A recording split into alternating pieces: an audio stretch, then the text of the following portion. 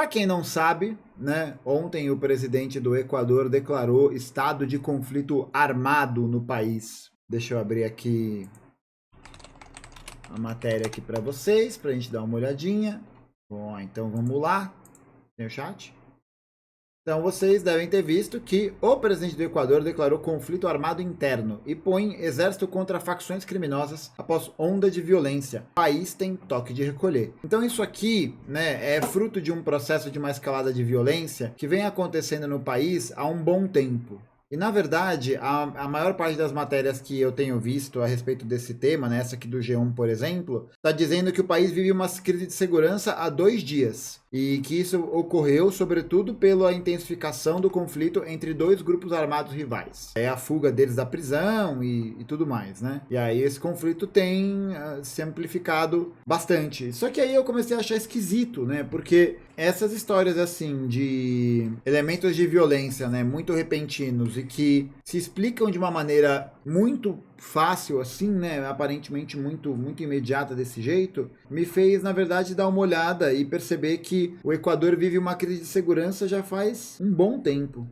Já faz um bom tempo. E essa crise de segurança, ela na verdade tem a ver com as políticas, também tem, né, muito a ver com as políticas econômicas. Então, o que eu estava dando uma olhada, vou voltar para cá, mas o que acontece é que essa violência, essa escalada de violência, ela não tem um lugar necessariamente agora. A gente vê que a situação política do Equador, ela já vem apresentando uma grande instabilidade desde antes do ano passado, mas no ano passado ela ganhou contornos ainda mais graves, quando no dia 17 de maio de 2023, o presidente do Equador, daquela época, o Guilherme Lasso, declarou estado de exceção do país e promoveu o fechamento das atividades parlamentares. Ele convocaria novas eleições, que foram vencidas pelo atual presidente, e que vai cumprir o tempo de mandato restante do Guilherme Lasso. Isso daí foi um aparelho jurídico que o Guilherme Lasso usou, que se chama morte cruzada. E basicamente ele fez esse movimento para poder travar algumas investigações que estavam ocorrendo contra ele. Porque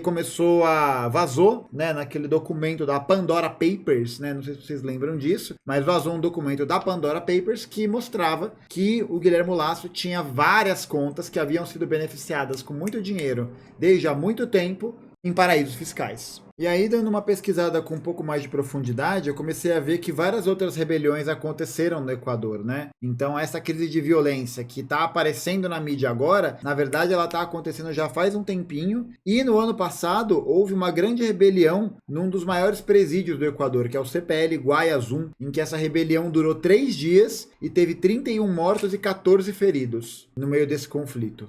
E aí você teve também vários outros presídios que vão ter várias rebeliões contra as condições de vida que os presídios apresentam. E esses presos, né, essas pessoas fizeram greve de fome, fizeram reféns, enfim, fizeram vários movimentos para poder reivindicar a melhoria das condições de vida dentro das prisões. Então o que me parece é que a gente está vendo uma crise que tem um caráter de fundo, não só ligado a essa violência das gangues ou essa disputa territorial, né, pelo controle do tráfico ou qualquer coisa assim, mas ela está diretamente relacionada também à forma como o Estado equatoriano tem lidado com diversas questões econômicas e diversas questões que fazem com que eles tivessem chegado, né? Faz com que eles tenham chegado a esse momento atual. Para poder viabilizar isso, né, o Equador, né, para quem não sabe, é um país que também, né, tem a sua origem histórica ali ligada ao processo de lugar de dependência econômica, né, dentro da dinâmica capitalista mundial. Então o Equador sempre foi um majoritário exportador de alguma coisa, né, como boa parte da América Latina. Então o que acontece é que durante os anos 90, o Equador vai passar por um momento, depois de existirem vários conflitos no Equador, sobretudo liderado pela Confederação Nacional dos Indígenas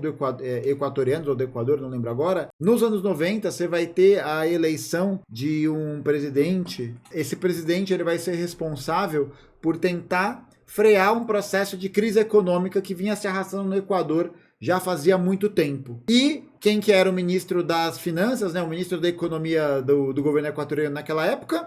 Ele mesmo, Guilherme Lasso. Então, Guilherme Lasso é um cara que sempre transitou aí nesses dois meios. Só que nessa época, né, em 1999, o que vai acabar acontecendo é que vai haver um programa que vai promover a dolarização da economia equatoriana. O que é essa dolarização? Essa dolarização vai consistir no progressivo uso e até o alcance oficial desse uso do dólar como moeda corrente e moeda oficial do Equador. O objetivo dessa dolarização era de promover um regime de estabilidade, né? E aí essa estabilidade, vocês já imaginam qual que é. É a estabilidade que vai ser baseada em um programa neoliberal que é ligado à austeridade, privatização, corte de gastos, etc, etc. Então essa dolarização ela vai acabar fazendo com que a economia equatoriana fique diretamente conectada com as flutuações da política monetária dos Estados Unidos. Então essa dolarização, acompanhada de uma série de programas que vai viabilizar a privatização de várias estruturas estatais do Equador, que vai também garantir o processo posteriormente de privatização da segurança pública, da segurança dos presídios também, e que tem a ver com essa crise, o Equador vai acabar promovendo esse receituário neoliberal, esse receituário do FMI, e que vai acabar fazendo com que 3 anos mais tarde, o presidente do Equador seja deposto, depois de revoltas populares,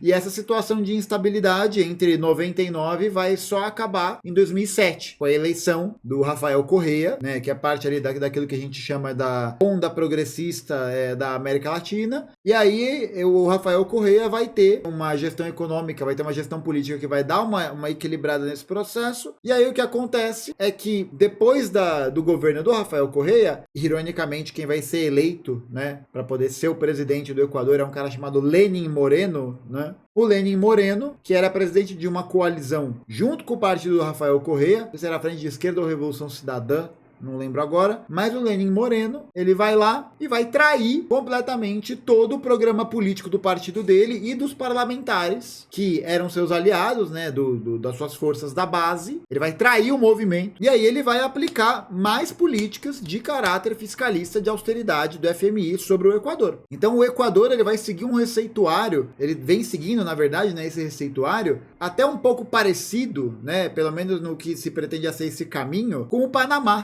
Panamá, país que se separou da Colômbia em 1903 e hoje é basicamente um país que opera como se fosse uma base dos Estados Unidos na América Central, tá ligado? Então o Equador vinha seguindo esse mesmo receituário. A aplicação de políticas econômicas, de austeridade, neoliberais, de privatização, parará, também agora com a eleição do Lenin Moreno. E aí, isso levou a uma precipitação de uma crise. Então vocês vão encontrar, gente, matérias dessa crise que está acontecendo no Equador há muito tempo. Não é como a Globo havia colocado, que é uma crise de 2 dias. É uma crise que se estende já faz um bom tempo, que voltou a se intensificar, sobretudo depois de 2016 e 2017. Porque em 2016 e 2017, o Equador vai passar a ser um dos países que vai intermediar, atenção, vai fazer a intermediação e vai ser um ponto de exportação de cocaína. A atividade do narcotráfico na América do Sul vai se redirecionar para o Equador, porque o Equador é um país que tem proximidade com o Oceano Pacífico e tem proximidade também com o Oceano Atlântico, ali do outro lado. É um ponto de parada importante. E curiosidade, né? Eu até tinha separado essa matéria aqui para mostrar para vocês. Peraí. Olha aqui.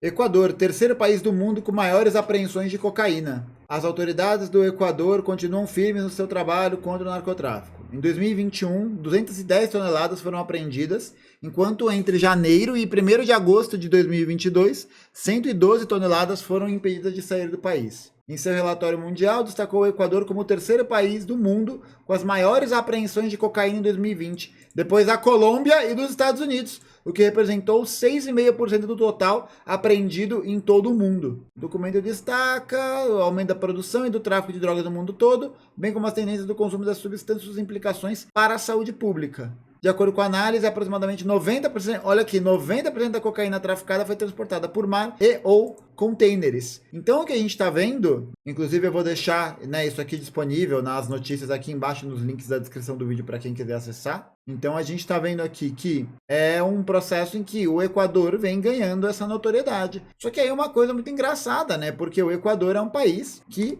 sequer produz cocaína nesse volume. Ou seja, o país se tornou um porto de transporte. E aí, é claro que existe uma disputa entre diferentes setores empresariais pelo controle do comércio dessa substância. E aí, não somente isso, o que acontece? Hoje, o Equador tem uma política de segurança pública que é privatizada. Uma política de segurança pública que é privatizada e que contém um destacamento de pessoas armadas que representam mais que o dobro da força policial. Tem 125 mil pessoas armadas, 125 mil pessoas armadas no Equador que fazem esse trabalho. Então lá no Equador você tem 125 mil pessoas que têm acesso às armas e que fazem esse serviço de segurança para esses empresários, para essas empresas, para essas prisões. Ou seja, é um cenário de guerra civil declarado. E aí, no ano passado, quando essa violência estava comendo, saiu o vídeo de um desses grupos que está se degladiando pelo controle dessa circulação, agradecendo o presidente pela mediação. É claro. Por quê? Porque a atividade do tráfico de drogas é uma atividade que precisa muito de lavagem de dinheiro. E qual foi o país que promoveu políticas de desregularização de atividades financeiras? Para poder promover um trânsito mais facilitado de recursos financeiros, monetários, para paraísos fiscais. Qual que é o presidente de qual país que, em 1999, era detentor de um fundo, que acho que valia 1 milhão ou 3 milhões de dólares, e 3 anos depois passou a valer 36 milhões de dólares? Guilherme Lasso. O mesmo cara que foi um dos cabeças da dolarização. O mesmo cara que foi um dos cabeças da privatização da segurança pública. O mesmo cara que conseguiu desregularizar o sistema financeiro para poder facilitar o trânsito das remessas de dinheiro que circulam no país. E se você tem uma economia que é dolarizada, uma economia em que esse dólar circula mais facilmente, quais são os 3 países em que mais tem apreensão de cocaína? Qual que é? Estados Unidos, Colômbia e Equador. O que esses três países têm em comum? Organizações internas que financiam o narcotráfico internacional. Que são essas pessoas que ganham dinheiro de verdade com essa atividade. Um receituário neoliberal que promoveu desemprego. Em 99, 80% da população equatoriana vivia na pobreza. 80%. A taxa de desemprego era de 18% da população. 50% da população era subempregada. Um país que não tinha qualquer estrutura, porque não é que não tinha, né? Não se fez nenhuma estrutura para viabilizar a independência do povo. E aí, é claro, né? Isso promoveu vários conflitos sociais, promoveu várias mobilizações dessas confederações de indígenas, de partidos de esquerda, tal, no lugar. Mas hoje, esse estado de conflito armado, ele é proveniente exatamente dessas políticas que levaram a essa dolarização, que levaram a essa flexibilização dos mecanismos de investimento da economia aberta, que levaram também, que tem direta relação com os programas de privatização, a entrada de empresas estrangeiras nessas atividades, que fazem circular muito dinheiro, esse entreposto do comércio internacional de cocaína, todas partes de um receituário de caráter neoliberal e que reforçam a dinâmica capitalista, que reforçam essa dinâmica. Porque agora o povo equatoriano é refém desse conflito civil que se instala pela hegemonia do controle econômico. E aí você vê que interessante, é justamente a política da privatização da segurança pública que vai tornar o negócio da prisão rentável, lucrativo. A gente está diante de um processo em que é lucrativo encarcerar pessoas. Qual é o resultado disso? Prisões superlotadas. Não existem condições mínimas para que aquela pessoa possa cumprir a pena de reclusão. Não existe condição, não existe fiscalização sobre a alimentação, sobre aquecimento, sobre saúde que é levada a essas instituições. Porque afinal de contas, né, acho que a gente não precisa ser tão revolucionário assim para chegar à conclusão de que a empresa ela pode pagar a concessão, pagar não sei o quê e não fazer nada. E não prestar conta com ninguém. Porque é ela que se presta conta. É ela que domina as instituições de fiscalização. É ela que domina as agências reguladoras. É ela que faz esse processo. E aí o que a gente tem? Uma rebelião sistemática em vários presídios, o crescimento desse tipo de organização que visa o controle dessa atividade e a instalação de grupos armados que estão se batalhando entre si com a anuência do governo para poder controlar essa atividade. Pode anotar, política de privatização de segurança pública leva ao fortalecimento desse tipo de perspectiva. Porque a lucratividade, a lógica do lucro, vai mobilizar esse encarceramento. E é a lógica do lucro que também vai viabilizar essas más condições. E também são essas estruturas prontas para poder fazer com que essa crise se torne mais uma oportunidade de ganhar dinheiro, de lucrar. O que acontece hoje no Equador não é fruto exclusivo da selvageria humana, não é fruto exclusivo da forma corrompida do homem de ver o mundo, a falta de paz. O conflito que existe hoje é um conflito relacionado diretamente às dinâmicas de lucratividade, de acumulação de capital que existem naquele país, no fato daquele país ser um entreposto do comércio internacional de cocaína, que é subsidiado por empresários, por governantes, por políticos, e uma crise social sem tamanho, oriunda justamente das políticas fortalecedoras da dinâmica de acumulação capitalista. Políticas econômicas que apertam e sufocam a classe trabalhadora equatoriana.